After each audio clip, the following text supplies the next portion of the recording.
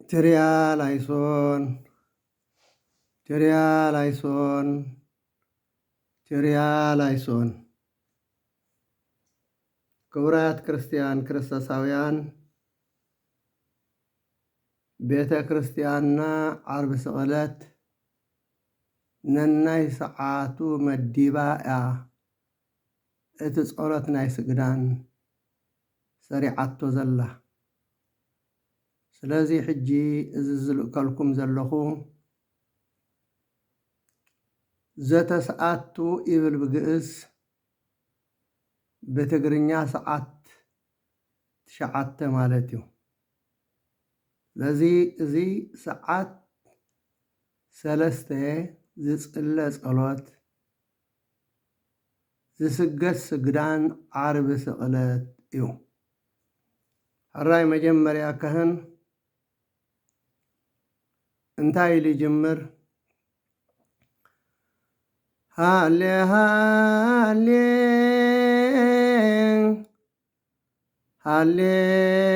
ሃሌሉያ ሃሌ ሃሌ ሃሌሉያ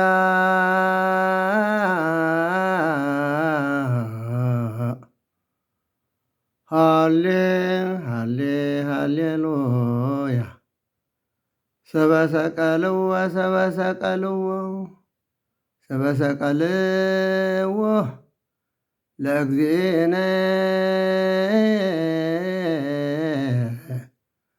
ፀሐይ ጸልመ ወወርኅ ደመ ኮነ ወወርኅ ደመ ኮነ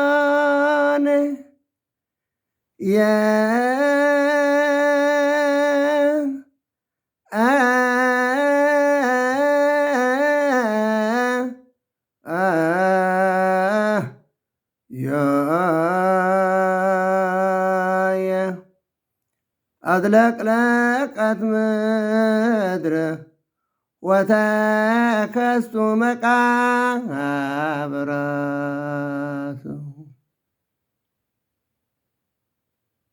እናበሉ እናተቃባበሉ የብፅሕዎ ማለት እዩ። ብድሕሪ ሽዑ ለካ ሃይሊ ይበሃል። ናይ ሰዓቱ ናይቲ ሰዓት መፅሓፍቲ ምስ ተነበቡ ሰለስተ ካህናት እናተባራረየ ከዓ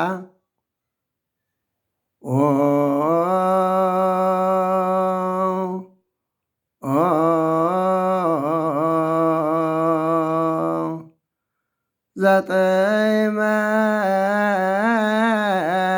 ሞተ በስጋ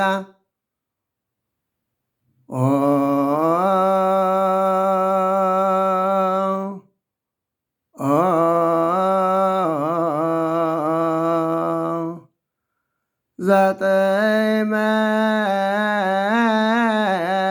ሞተ በስጋ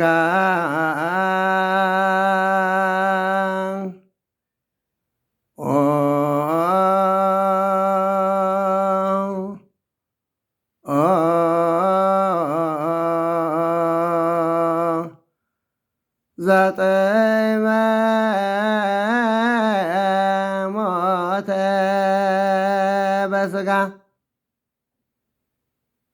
ይብል። እንደገና ቀጺሉን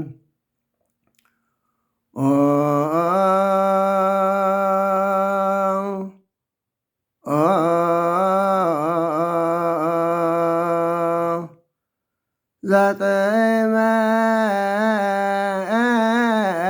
ሞተ በስጋ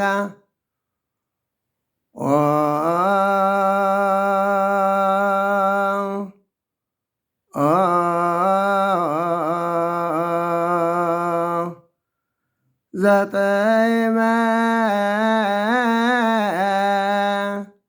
ሞተ በስጋ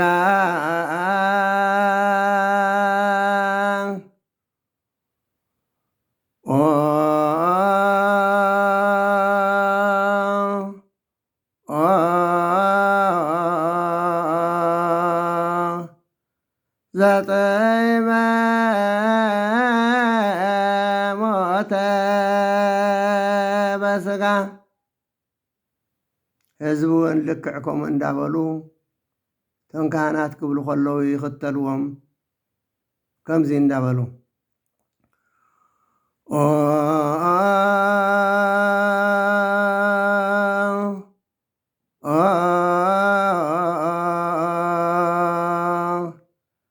ዘጠይመ ሞተ በስጋ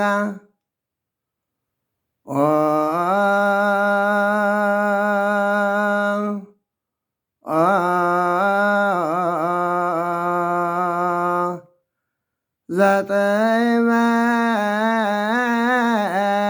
ሞተ በስጋ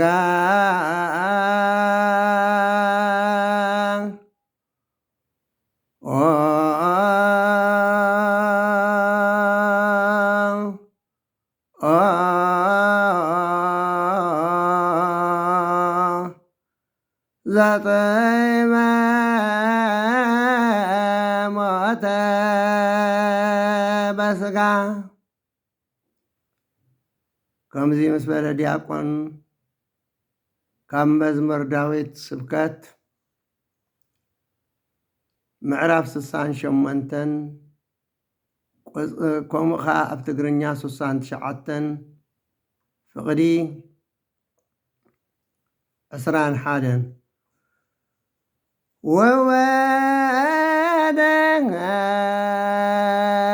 ወወደንጋዮ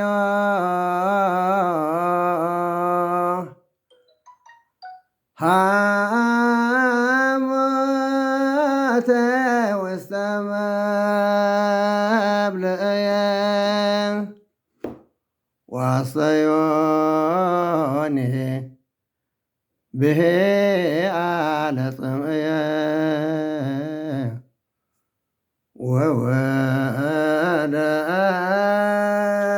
ወወደአዮ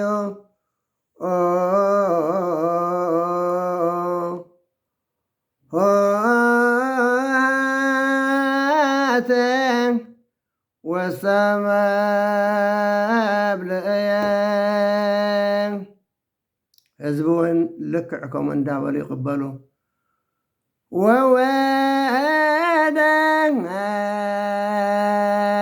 ወወደንጋዮ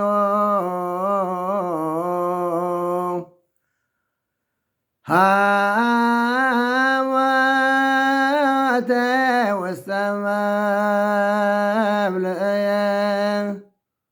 ዋሰዮኒ ብሄአለ ጽምእየ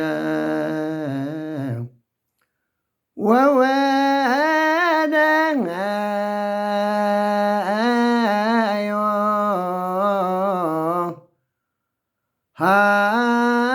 ሃሞተ ውስተ መብልዕየ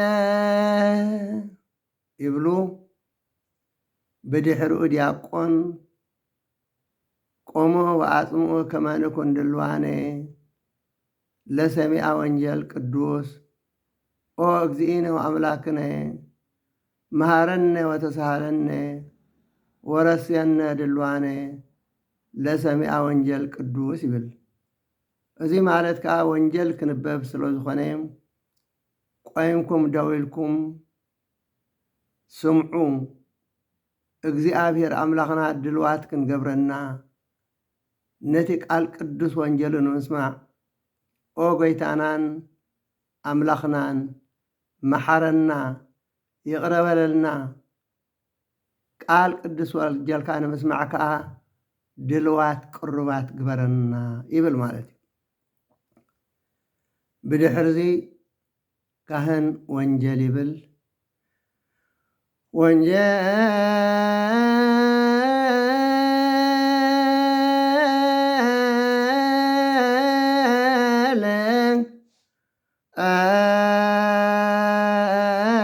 ወንጌል ቅዱስ ዘዜነው ማቴዎስ ወማርቆስ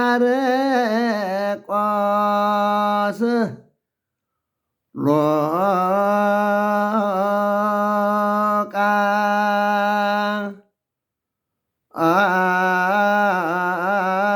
አስወ ዮሐንስ ቃለ ወልደ እግዚአብሔር ህዝብኻ ስብሃት ለከ ክርስቶስ እግዚእ ወአምላኬ ኩሎ ጊዜ ይብሉ ማለት እንታይ ማለት እዩ? ምስጋና ይግባአካ ክርስቶስ ጎይታይ አምላኸይ ኩል ጊዜ ሲ ምስጋና ይግባአካ ይብሉ ማለት እዩ። ብድሕር እዚ ወንጀል ይንበብ። ወንጀላት ኣርባዕቲኦም ወንጀላት እዮም ዝንበቡ። ወንጀል ማቴዎስ ምዕራፍ 27 ካብ ቁፅሪ 46 ክሳብ 51 ብታሰዓይቲ ሰዓት ኣቢሉ ኢየሱስ ኤሎሄ ኤሎሄ ላማ ሰበቅታኒ እናበለ ብዓብዪ ድምፂ ጨርሐ። እዚ ከዓ ኣምላኸይ ኣምላኸይ ንምንታይ ሓደካኒ ማለት እዩ። ገሊኦም ካብቶም ኣብኡ ቆይሞም ዝነበሩ ሰባት ነዚ ምስ ሰምዑ እዚ ንኤልያስ ይፅውዕ ዘሎ በሉ። ሸውዓ ሓደ ካብኦም ጎዩ ሰፍነግ ወሲዱ ኣብ መፂ ፃሊኹ ኣብ ዘንጋ ኣሲሩ ከስትዮ ኣቕረበሉ። ገሊኦም ግና ግደፎ ኤልያስ መፂኡ ዘድሕኖ እንተኮይኑ ክርኢ እናበሉ ኢየሱስ ከም ብሓድሽ ብዓብዪ ድምፂ ጨርሐ። ነፍሱ ድማ ወፀት። እንሆ ከዓ መጋረጃ ቤተ መቅደስ ካብ ላዕሊ ክሳብ ታሕቲ ኣብ ክልተ ተርተረ። ምድሪ አንቀጥቀጠት፣ ኣኻውሕ ተጨዱ፣ መቃብራት ተኸፍቱ። መይቶም ዝነበሩ ናይ ብዙሓን ቅዱሳን ሬሳታት ድማ ካብ ሞት ተሱ። ጀዝያ ተስዓቱ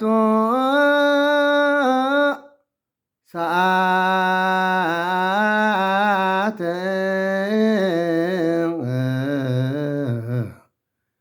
ከልሃ ኢየሱስ በቃሉ ወይቤ ኤሎሄ ኤሎሄ ቅዱስ እግዚአብሔር ቅዱስ ኃያል ቅዱስ ሕያው ዘኢሞት ዘተወልደ እማርያም ቅድስት ድንግል ሳህለነ እግዚኦ። ቅዱስ እግዚአብሔር ቅዱስ ኃያል ቅዱስ ሕያው ዘተጠምቀ በዮርዳኖስ ወተሰቅለ ዲበ ዕፀ መስቀል ተሳሃለነ እግዚኦ። ወንጌል ማርቆስ ምዕራፍ 15 ካብ ፍቕዲ 34 ክሳብ 36 በታ ሰዓይቲ ሰዓት ከዓ ኢየሱስ ብዓብዪ ድምፂ ኤሎሄ ኤሎሄ ላማ ሰበቅታኒ ኢሉ ጨርሐ። ትርጉሙ ድማ ኣምላኸይ ኣምላኸይ ንምንታይ ሓዲግካኒ ማለት እዩ። ካብቶም ኣብኡ ደው ኢሎም ሰብዑ ዝነበሩ ከዓ ገሊኦም እንሆኒ ኤልያስ ይፅውዕ ኣሎ በሉ። ሓደ ግና ጎዩ ሰፍነግ ኣብ መፂ ፃሊኹ ኣብ ዘንጋ ኣሲሩ እስኪ ግደፉ ኤልያስ መፂኡ ከውርዶ ክንርኢ ኢና እናበለ ኣስተዮ። ኢየሱስ ከዓ ብዓብዪ ድምፂ ገዓረ። ነፍሱ እውን ወፀት። መጋረጃ ቤተ መቅደስ ድማ ካብ ላዕሊ ክሳብ ታሕቲ ኣብ ክልተ ተተርተረ። እቲ ኣብ መንፅሩ ደው ኢሉ ዝነበረ ሓለቓ ምእቲ ነፍሲ ከምዚ ኢላ ከም ዝወፀት ምስ ረአየ እዚ ሰብ እዚ ብሓቂ ወዲ ኣምላኽ እዩ ነይሩ በለ። እንሆ ከዓ ኣንስቲ ካብ ርሑቕ ኮይነን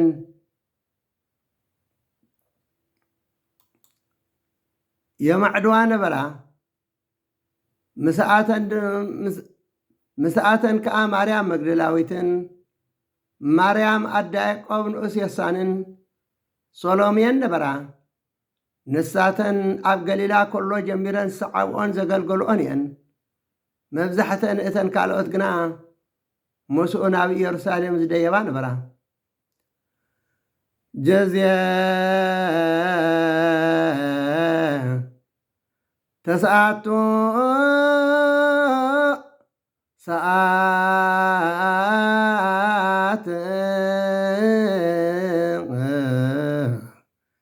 ጋረ ኢየሱስ በቃሉ ወወጻት መንፈሱ ሰብየ ወወጻት መንፈሱ ሰብየሃ ቅዱስ እግዚአብሔር ቅዱስ ኃያል ቅዱስ ሕያው ዘይሙት ካብ ማርያም ካብ ቅድስት ድንግል ዝተወልደ ይቅረ በለልና ጎይታ ቅዱስ እግዚአብሔር ቅዱስ ኃያል ቅዱስ ሕያው ዘይሙት ኣብ ዮርዳኖስ ተጠምቀ ኣብ ዕንፀይቲ መስቀል ዝተሰቕለ ይቅረ በለልና ጎይታ። ወንጌል ሉቃስ ምዕራፍ 23 ካብ ፍቕዲ 44 ክሳብ 49 ካብ ፍርቂ መዓልቲ ኣቢሉ ክሳብታ ሰዓይቲ ሰዓት ናይ መዓልቲ ኣብ ኩላ እታ ምድሪ ጸልማት ኮነ። ፀሓይ ጸልመተት፣ መጋረጃ ቤተ መቅደስ እውን ኣብ ክልተ ተተርተረ። ኢየሱስ ብዓብዪ ድምፂ ኦ ኣቦይ ንነፍሰይ ኣብ ኢድካ የማዕቁባ ኣለኹ ኢሉ ጨርሐ። እዚ ምስ በለ ነፍሲ ወፀት። እቲ ሓለቓ ሚእቲ ግና እቲ ዝኾነ ምስ ረአየ እዚ ሰብኣይ እዚ ብሓቂ ጻድቕ ነይሩ እናበለለ ኣምላኽ ኣመስግኖ። እቶም ክርእዩ ዝተኣከቡ ህዝቢ ድማ እዚ ዝኾነ ምስ ረአዩ ኣፍ ልቦም እናወቑ ተመልሱ። እቶም ዝፈልጥዎ ኩሎምን እተን ካብ ገሊላ ዝሰዓብኦን ኣንስቲ ከዓ ኣብ ርሑቕ ደው ኢሎም ነዚ ጥሙት ነበሩ። ጀዝየ ተስዓቱ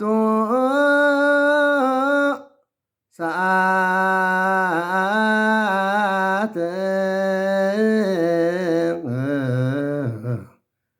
ከልሃ ኢየሱስ በቃሉ ወአማይፀነ ነፍሶ ሰብየሃ። ዲያቆን ይምራሕ፣ ህዝቢ ይቕበሉ። ብየማን ዘለዉ ቅድም ድሓር ብፀጋም ዘሎ። ቅዱስ እግዚአብሔር ቅዱስ ኃያል ቅዱስ ሕያው ዘይሞት ካብ ማርያም ካብ ቅድስት ድንግል ዝተወልደ ይቅረ በለልና ጎይታ። ቅዱስ እግዚአብሔር ቅዱስ ኃያል ቅዱስ ሕያው ዘይሞት ኣብ ዮርዳኖስ ተጠምቀ ኣብ ዕንፀይቲ መስቀል ተሰቕለ ይቅረ በለልና ጎይታ። ወንጌል ዮሐንስ ምዕራፍ 19 ካብ ቁፅሪ 28 ክሳብ 31 ድሕርዚ ኢየሱስ ኩሉ ከም ዝተፈጸመ ፈሊጡ እቲ ጽሑፍ ምእንቲ ክፍጸም ጸማእኩ በለ። ኣብ መጺት ዝመልአ ኣቕሓ ነበረ። ሽዑ መጺት ዝመልአ ሰፍነግ ኣብ ዘንጊ ስምዕዛ ገይሮም ናባፉ ኣቕረብሉ። ኢየሱስ ከዓ ነቲ መጺት ዝጣዓመ ምስ ጣዓመ ተፈጸመ በለ። ርእሱ ኣድነነ፣ ነፍሱ እውን ወፀት። ጀዝየ ተስዓቱ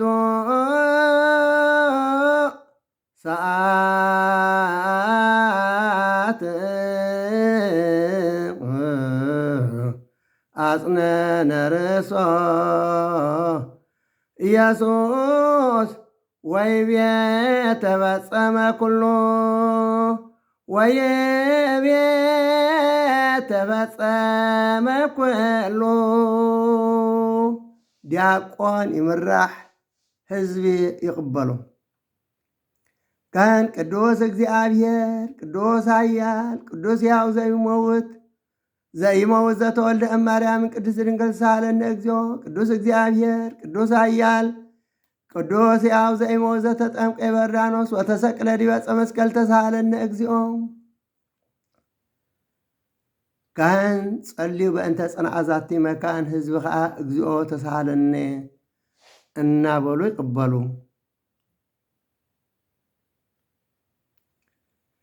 ምእንቲ ጽንዓት እዛ ቤተ ክርስቲያን እዚኣን ምእንቲ ኩለን ብስን ቅዱሳን ኣቦታትና ዝተሰምያ ኣብያተ ክርስቲያናትን ምእንቲ ገዳማትን ኣብ ውሽጠን ዝነብሩ ኣረጋውያንን ምእንቲ ሓለዋ ምልዓለምን እግዚኣብሔር ካብ ኩሉ ክፉእ ክሕልዎምን ሓጢኣት ናይ ይቅረ ክብለልና ንጸልዩ።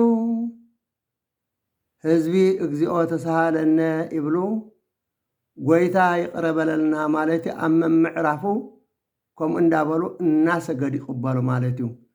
ስለዚ እታ ፅሕፍቲ ህዝቢ እግዚኦ ተሳሃለነ ዝብል ክንርኢ ከለና እግዚኦ ተሳሃለነ እንዳበልካ እቶም ህዝቢ እንዳተቐበሉ ይሰግዱ ምዃኖም በቲ ፅሑፍ እናረኣናዮ ንኺድ። ምንቲ እዞም ኣብዛ ቦታ እዚኣ ብኩሉ ሕማም ስጋን ነፍስን ዝሓመሙ ኣቦታትናን ኣደታትናን ኣሕዋትናን ኣሓንትናን ምእንቲ እቶም ኣብ ኩሉ ቦታ ዘሎ ሕሙማትን እግዚኣብሔር ንኣናን ንኣታቶም ሰናይ ነገር ክገብረልናን ብህይወትን ብጥዕናን ክሕልወናን ሓጢኣትና ይቅረ ክብለልናን ጸልዩ። ኦ ጎይታ ብምሕረትካ ይቅረ በለልና ማለት እዩ። ሓደ እግዚኦ ተሳሃለነ ማለት ከምኡ ማለት እዩ።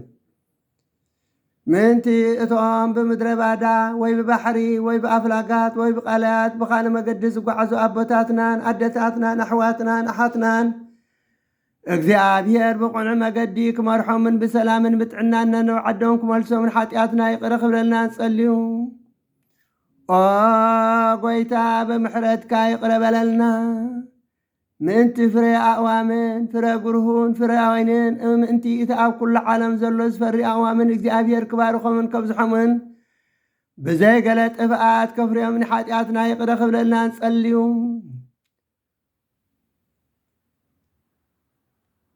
ኦ ጎይታ ብምሕረትካ ይቅረ በለልና። ምእንቲ ክርስቶስ ኣምላኽና ምሕረትን ፍቅርን ክበና ንልቢ ገዛእቲ ድያኑ ኩሉ ሰዓብ ሰናይ ነገር ከራህርሃልናን ሓጢኣትና ይቅረ ክብለልናን ጸልዩ።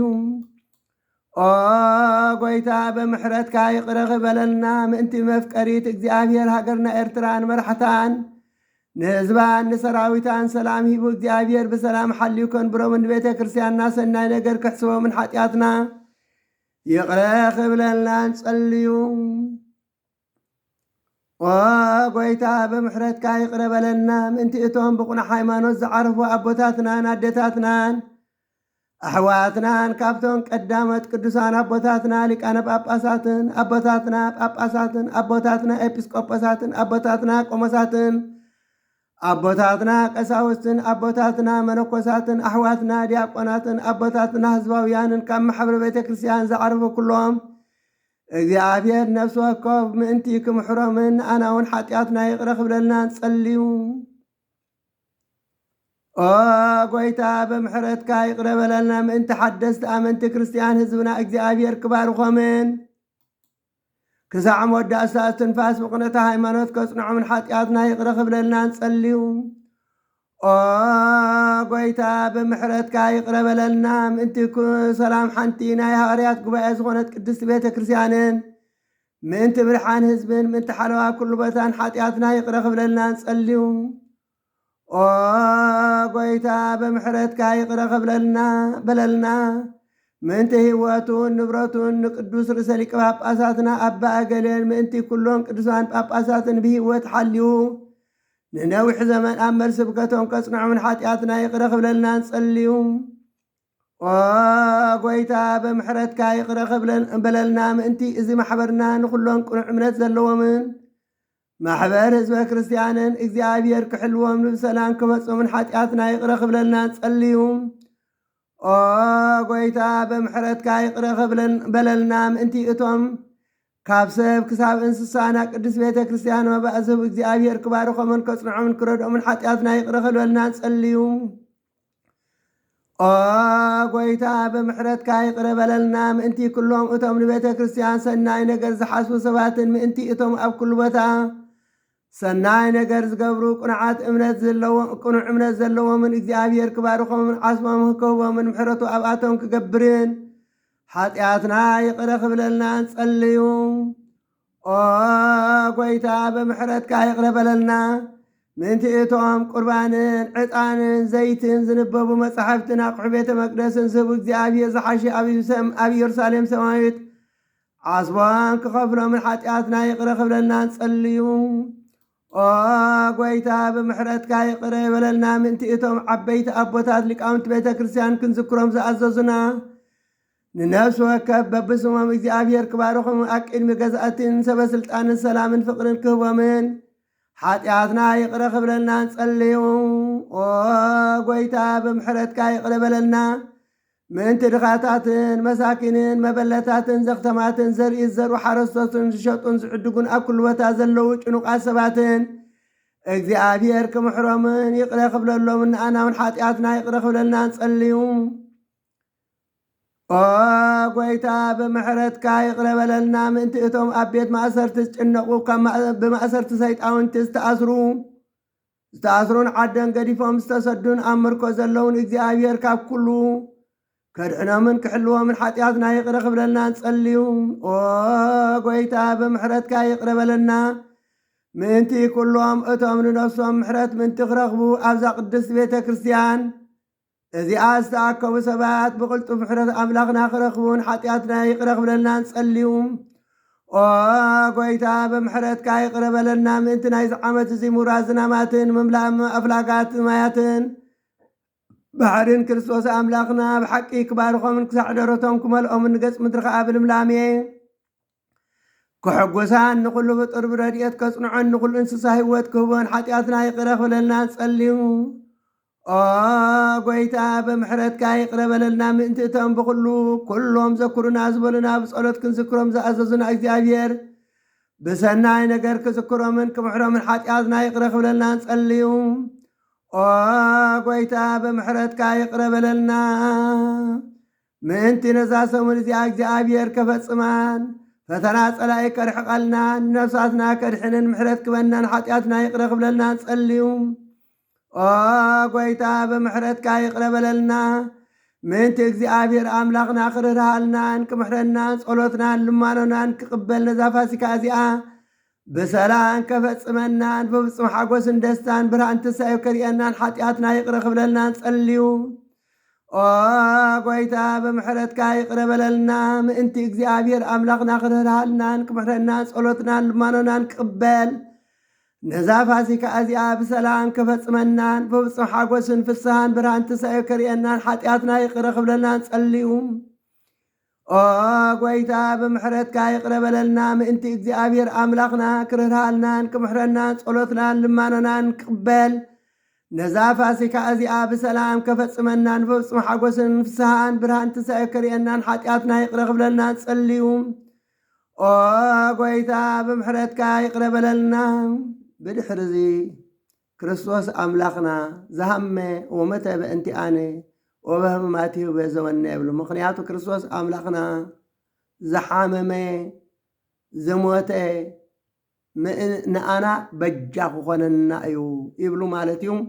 ንሰብሖ ወናልዕል ስሞ ህቡረ እስመ ውእቱ ገብረ መድኃኒተ በእቤሳ ሃይሉ ነመስግኖ ስሙ ከዓ ልዕል ነብሎ።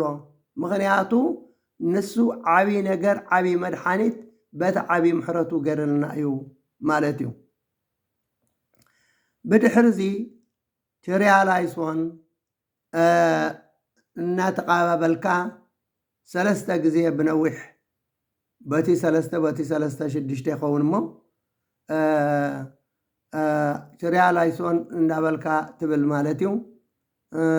ትርያላይሶን ትርያላይሶን ትርያላይሶን ትርያላይሶን ትርያላይሶን ትርያላይሶን ትርያላይሶን አቡነዲላይን ትርያላይሶን ትርያላይሶን ትርያላይሶን ታኦስናይን ትርያላይሶን ትርያላይሶን ትርያላይሶን ማስያስናይን ትርያላይሶን ትርያላይሶን ትርያላይሶን ኢየሱስናይን ትርያላይሶን ትርያላይሶን ትርያላይሶን ክርስቶስናይን ትርያላይሶን ትርያላይሶን ትርያላይሶን አማኑኤልናይን ትርያላይሶን ትርያላይሶን ትርያላይሶን ትዙጣናይን ትርያላይሶን እናበልካ ምስ በልካ ደሓርቃ ብሓፂር ከዓ ትርያላይሶን ትርያላይሶን ትርያላይሶን ትርያላይሶን እናበልካ ትርያላይሶን እንዳበልካ ከምዚ ጌርካ ከዓ ብሓፂር